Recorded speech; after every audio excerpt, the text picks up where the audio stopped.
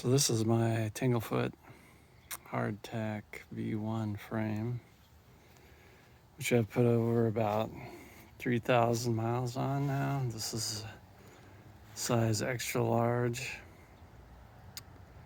and I'm about 6'4", 225 pounds. So put quite a bit of hard miles on this thing,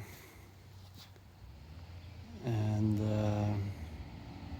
including some 6-day G-Core light back bike camping trip, and even some touring, 7-day tour. And both times I had front and back panniers on.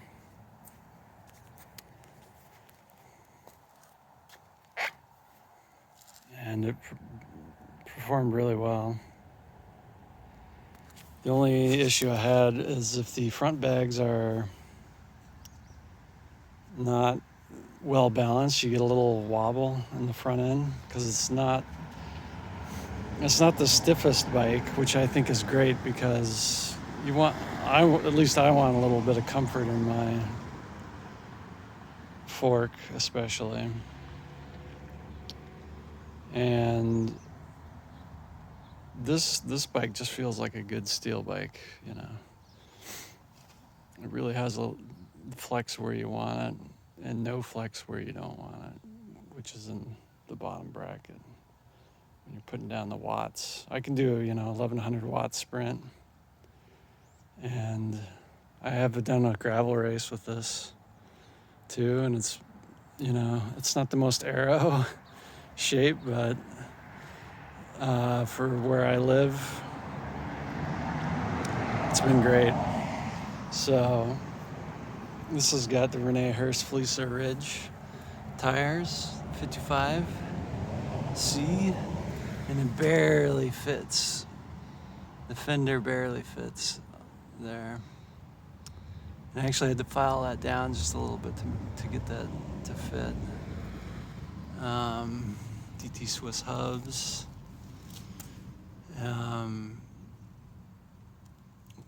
Which those have been fine.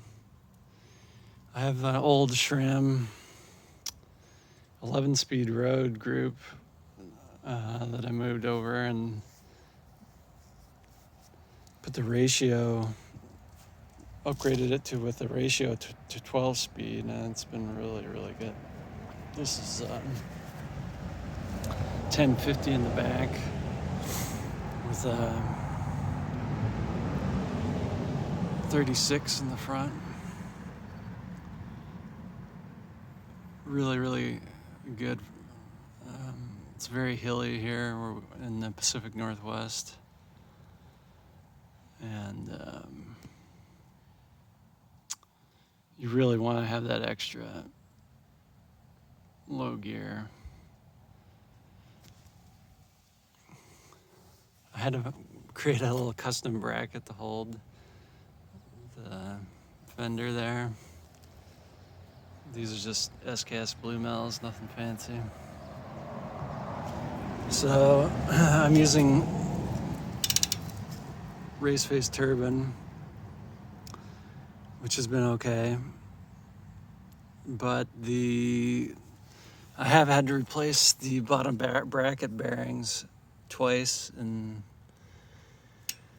so that's been kind of a problem. I'm not sure if 30 mil with a BSA size is a good idea. These are these are Wheels Manufacturing bottom bracket too.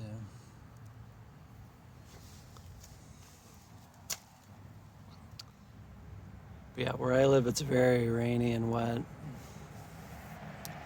on the Olympic Peninsula.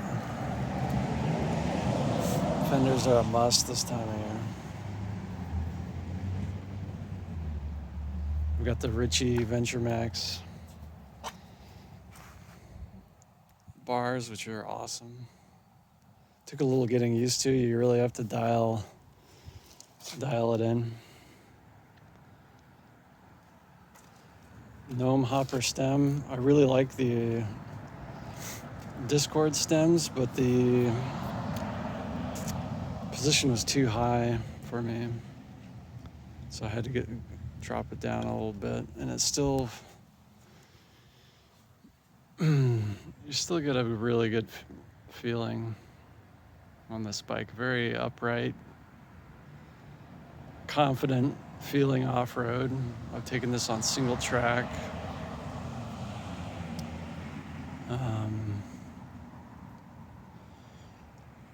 Gnarly, the gnarliest gravel roads you can imagine, 4-inch rock, all kinds of stuff. And this just has tons of confidence, especially going downhill. It's just really rock solid. I'm really happy with it. Highly recommend this frame, especially if you're doing gnarly gravel, some single track.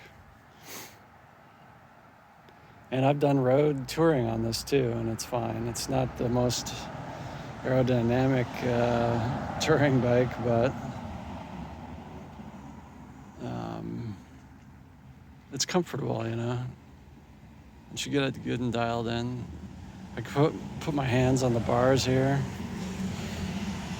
and you can get a reasonable aero position, especially if you got aero bars or something.